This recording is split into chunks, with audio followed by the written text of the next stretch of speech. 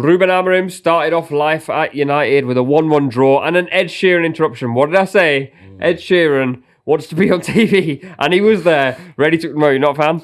Like, United fans or Ruben Amorim feels like how we feel as Game of Thrones fans, where you just see Ed Sheeran pop out of nowhere. Like, brother, this is not your He was scene. in Game... I've no... Yeah, he's in Game of Thrones for no reason. And he was in the post-match interview for no reason. And you can see Amorim's face a bit like, what are you doing here? I love Ed Sheeran, but time and place, mate. Time and place. Yeah. But it's, Anyway. it's a United team that against Ipswich, they showed something for the first 5 minutes and then it kind of capitulated and it was, again, another poor performance.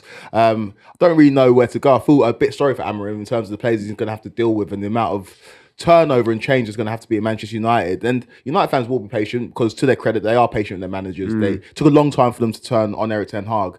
I just think there's a lot of work to do with Manchester United. I think let's start with the first point of call, which I think is that central striker. They've got Højlund, who they bought off the bench, Xerxes, who they bought off the bench. Amorim didn't go after Xerxes, but did say he needed to arrive in the box a bit more. There were situations where he should have been in the box. Xerxes didn't even really play that way, to be honest.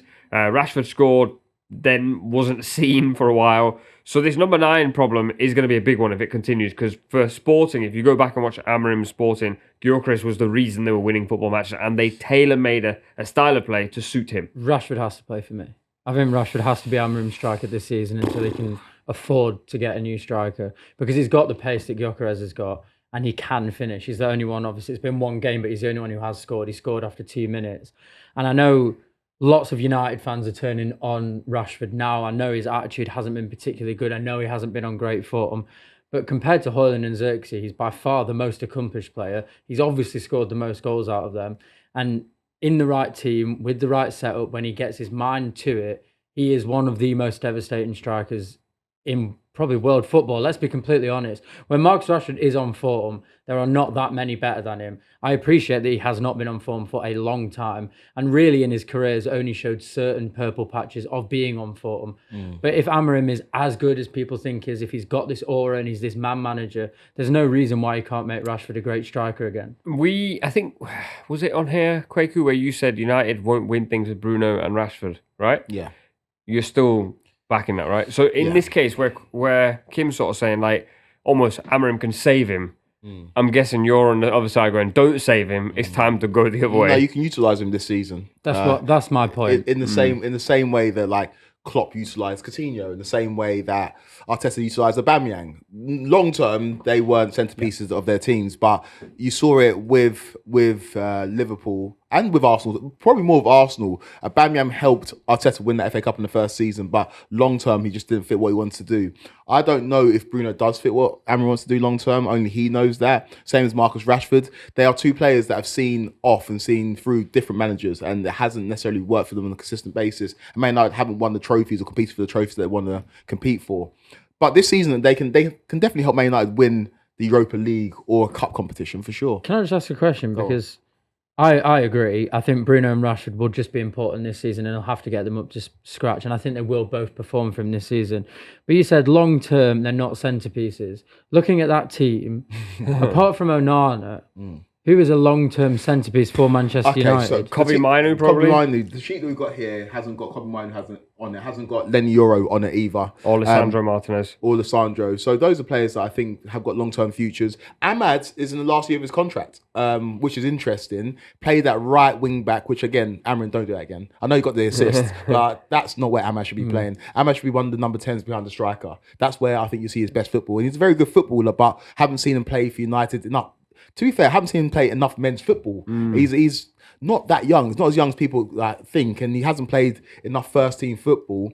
But there are a few pieces at Manchester United that I like. They just need to figure out what players we're going to shift. There are players. Harry Maguire's still there. Yeah. Like Johnny Evans is still playing for Manchester United. Do you know what I mean? There's players that have played under different managers and it hasn't worked. But this season, I do think Amorim will be able to find a tune or get a tune out of players like a Casemiro or a Bruno Fernandes or a Marcus Rashford. Players that are very important to Manchester United in Erik ten Hag's first season, where they were actually a fairly decent team. But short-term solutions, though. Yes. Longer term, who do you think that he keeps? I think Højlund. You think he keeps Højlund? I think Højlund, out of that group that he's got at the moment, considering they spent so much money on him, considering he's so young, he does, and I don't think they're too similar, but in terms of size and stature, he reminds me of Gyökeres when he was at Coventry.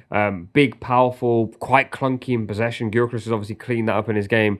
But I think he's the one they can't get rid of. Xerxes, I think United fans keep telling me that they've paid 12 million with lots of other money left to be spent on him. But it's to do with clauses, so they can let go of him. Rashford, I agree with Kweku, probably isn't the long-term solution. So I think you stick with Højlund, and I think you stick with him now and go, this is going to be a difficult period for us. We're not going to win every single game. We're going to miss chances, but now's the time we're going to let you miss those chances. Because they take on Everton on the weekend, and they should win this game. Whatever happens, United should win this game. Ten Hag would win this game with this side, in my opinion. To directly answer your question, I've written down the names here.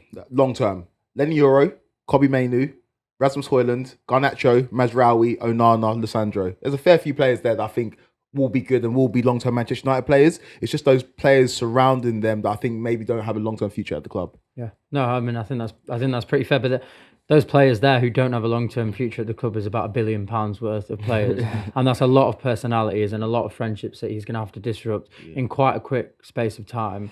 I think he'll be given time. That's one thing for sure. And I think what we've seen of him so far, obviously, everyone knows me and Kweku love him. But I think a lot of other people outside of football have now, the way he dealt with the Ed Sheeran situation, have gone, he's very likable. And that's always a good sign for your team and always a bad sign for rival fans because they will like him. We will like him for a while. As for Everton, they've been unimpressive, haven't scored in the last three.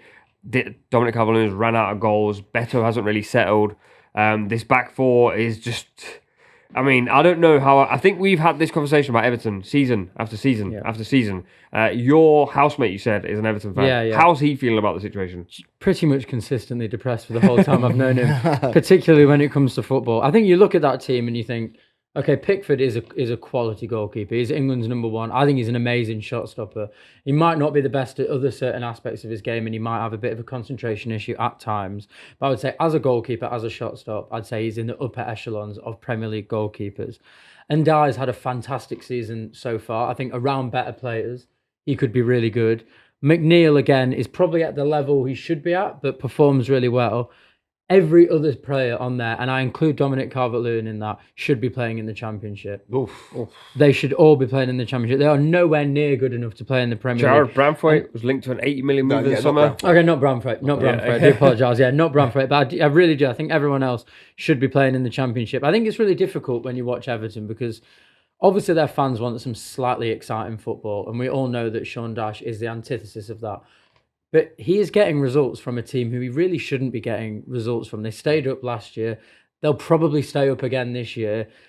But they don't really have any money to progress. So where do they lie? Are they just happy consistently sitting 17th and 16th? They've got this beautiful new stadium. They've got one of, if not the most passionate fans in the Premier League. They've got a huge supporter base in the city.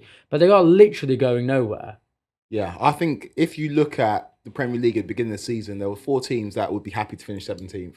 That's Ipswich, that's Southampton, that's Leicester, obviously 3 promoted clubs, and that's Everton as well. The goal was to stay in the Premier League because you can't be playing in the Championship with that new stadium. Financially, it just doesn't work. And so I do think that despite the fact they have been relatively uninspiring this season, the remit was to stay in the division. And that's why it does look uninspiring. Look at the last 3 games. Lost 1-0 against Southampton, drew 0-0 against West Ham, drew 0-0 against Brentford. I'm not tuning in to watch Everton, but that's not the point. The point is to stay in the division. I think Sean Dyche can do that and will do that. I think with context, you say an away draw against West Ham is a good result. If you're saying this is a Championship side and a draw at home to Brentford is a good result, Southampton was a bad one, Fulham's a good result, Fulham are a good side, and they beat Ipswich. So they might be looking at that going, we've lost 1 in the last 5. Yeah, context is everything, and I think they'll take that. At Old Trafford, score predictions. It's not a game that Everton will win. I think if it was at Goodison Park last time they'll play United at Goodison Park, it'd be different. I don't think it's going to be particularly inspiring from United either, so I think maybe a 2-0. I'm going 3-0 Manchester United. Oh, I'm going to go 1-0. I think it's going to be a very poor game, but United will win.